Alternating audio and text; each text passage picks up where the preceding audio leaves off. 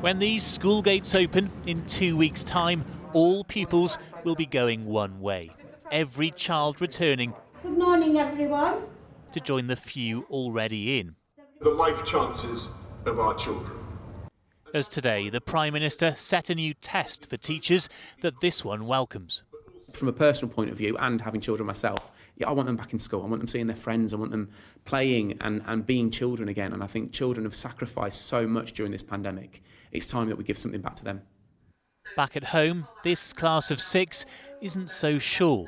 Parents, highly educated in the risks of this pandemic, are now being asked to alter their own learning. I'd rather have them at home and safe than sending them to school, because until everyone's not vaccinated and they're not sure that the NHS can cope, I won't want to send my kids back in. I'm excited to continue my social life and interact with my friends, but I'm also worried and concerned because there's a high risk of the COVID and you can pass it on to the vulnerable people, which I do not want to do.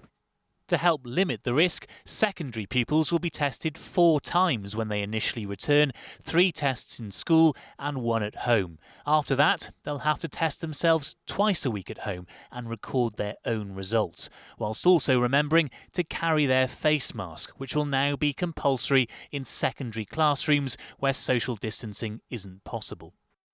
Tonight, the unions say the return will have to be phased over 5 days to allow time for all that testing.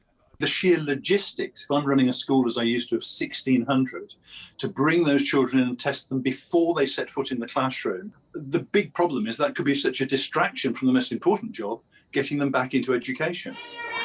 In Scotland and Wales, pupils are already back, but only the youngest, with both nations phasing their return from today.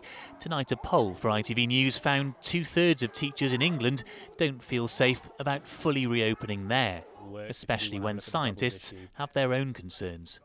Do you think this will push the R number, the reproduction rate, above 1? We will be very close. Even if we are below 1, we'll probably be very, very close to 1, which of course then means that even if cases are still going down, they'll be doing so at a much slower rate.